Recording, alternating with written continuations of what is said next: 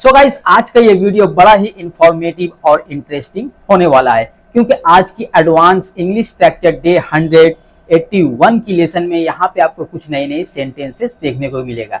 Guys, ये जो सारे सेंटेंस आपको दिख रहा है, ये सारे सेंटेंस एक जैसे हैं। इस तरह का सेंटेंस को इंग्लिश में कैसे ट्रांसलेट करना है, कौन सा एडवांस स्ट्रक्चर यूज करना है, सब कुछ इस वीडियो में आपको स्टेप बाय स्टेप बताने वाले हैं। वीडियो अगर आपको पसंद आए तो वीडियो को एक लाइक और चैनल को सब्सक्राइब कर देना है। ठीक है गाइस, अब चलिए इस तरह का सेंटेंस को ट्रांसलेट करने के लिए एक ट्रिक है।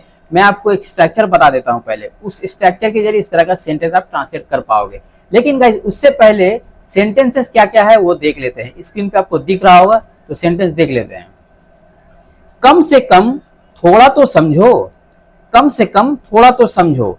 तो गाइस, इस तरह का सेंटेंस हम लोग अपनी डेली लाइफ में अक्सर बोलते हैं। जैसे कोई समझना नहीं चाह रहा है, एक जरा सा भी नहीं समझना चाह रहा, लेकिन हम उसे बोल रहे हैं, या आप या हम कोई भी उसे बोलते हैं इस तरह से कि कम से कम थोड़ा तो समझो। या फिर हम लोग ऐसे बोलते हैं, कम से कम थोड़ा सा तो दीजिए। मतलब कोई तुम्हें कुछ देना नहीं चाह रहा है, लेकिन तुम चाह रहे कि मुझे वो दे, तो तुम उसे बोल रहे हो कि कम से कम थोड़ा तो दीजिए। या फिर हम लोग ऐसे बोलते हैं, कम से कम थोड़ा सा खाओ, कम से कम थोड़ा सा खाओ।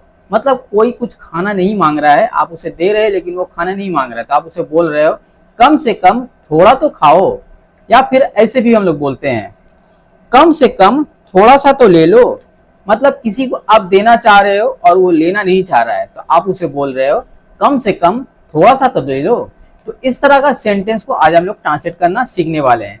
तो गाइज, मैं सबसे पहले यहाँ पे सेंटेंस का स्ट्रक्चर आपको बता देता हूँ, सेंटेंस का स्ट्रक्चर कैसा होगा। तो देखिए, स्क्रीन पे आपको दिख रहा होगा। सबसे पहले आपको वर्ब का यूज करना है। ठीक है, सबसे पहले वर्ब का यूज होगा, उसके बाद एट लीस्ट ए लिटिल का भी यूज होगा। ठीक है, eight least a little bit. ठीक है, सबसे पहले वर्ब, उसके बाद eight least a little bit, उसके बाद अदर वर्ड का यूज होगा। ठीक है गाइज, अब चलिए इसके जरिए सेंटेंस बनाना सीख लेते हैं। तो देखिए, स्क्रीन पे दिख रहा होगा, हमारा पहला सेंटेंस है, कम से कम थोड़ा तो समझो, कम से कम थोड़ा तो समझो।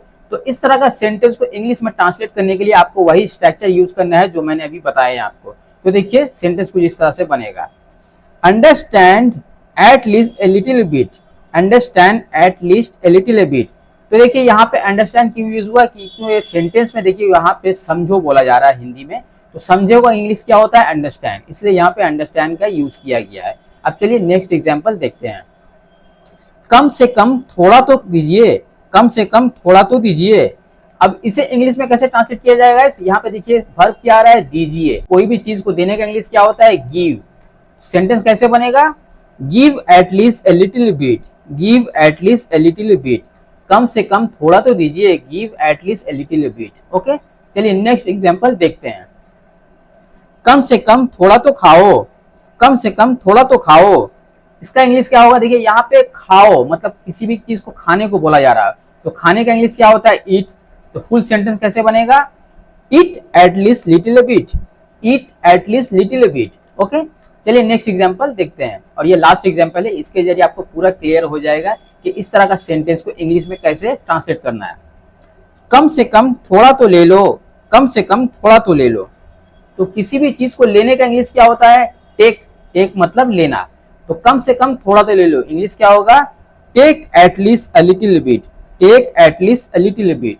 तो आई थिंक गाइस, आपको समझ में आ गया होगा कि इस तरह का सेंटेंस को इंग्लिश में कैसे ट्रांसलेट करना है। तो आपको क्या करना है, मेरी कमेंट बॉक्स में सेम इसी तरह का एक सेंटेंस लिखना है, मैं वहां पर उसे जाकर चेक करूंगा। सेंटेंस अगर सही रहा तो ठीक है, नहीं तो मैं वहां पे उसे करेक्शन भी कर दूंगा। ओके, तो गाइस मिलते हैं किसी और नए से एडवांस इंग्लिश स्ट्रक्चर के साथ, तब तक के लिए अलविदा।